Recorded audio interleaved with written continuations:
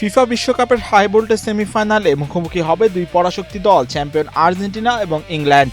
স্বাভাবিকভাবেই কারা উঠবে ফাইনালের মঞ্চে তা নিয়ে আলোচনা থাকাটা স্বাভাবিক, তবে মাঠের লড়াইয়ের আগেই আলোচনার জন্ম দিয়েছে দুই দলের জার্সির রং নিয়েও। থ্রি লায়ন্স বা ইংল্যান্ডের মূল জার্সি সাদা এবং আলবিলেস্তেদের ঐতিহ্যবাহী কিট আকাশী সাদা হওয়ায় মাঠে খেলোয়াড় ও দর্শকদের বিভ্রান্তি এড়াতে বৈঠকে বসেছে ফিফা, ইএফএ ও এফএ এর প্রতিনিধিরাও। এদিকে এবারে বিশ্বকাপে নিয়ম অনুযায়ী ব্র্যাকেটের উপরে থাকা ইংল্যান্ডকে টিম এ ধরা হচ্ছে, যার ফলে তারা সাদা হোম জার্সি পরলে আর্জেন্টিনার নীল অ্যাওয়ে জার্সি পরার কথা।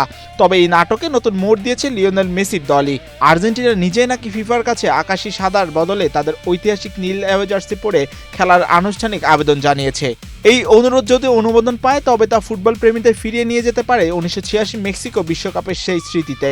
সেবার এই নীল জার্সি পরে কোয়ার্টার ফাইনালে ইংল্যান্ডকে 2-1 গোলে বিদায় করেছিলেন দিয়াগো ম্যারাডোনা, যেখানে জন্ম হয়েছিল ফুটবল ইতিহাসের বিতর্কিত হ্যান্ড অফ গড এবং ওলন্দাজ রক্ষণভঙ্গে করা শতাব্দীর সেরা গোল বিষয়টি। চলতি বিশ্বকাপে ইংল্যান্ড 6 ম্যাচের 5টিতেই সাদা জার্সি পরে মাঠে নেমেছে।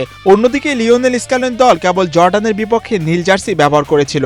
মঙ্গলবারের চূড়ান্ত সিদ্ধান্তের পরেই নিশ্চিত হওয়া যাবে মেসিরা কি তাদের চেনা আকাশী সাদাতেই মাঠ মাতাবেন, নাকি ফুটবল ইতিহাসের অন্যতম সেরা বৈরিতার এই ম্যাচে আবারও ম্যারাডোনার সেই স্মৃতি জাগানিয়া নীল জার্সিতে মহাকাব্য লিখতে নামবেন লিওনেল মেসিরা, সেটাই এখন দেখার বিষয়। মাহিউজ্জামান, বাংলাদেশ প্রতিদিন।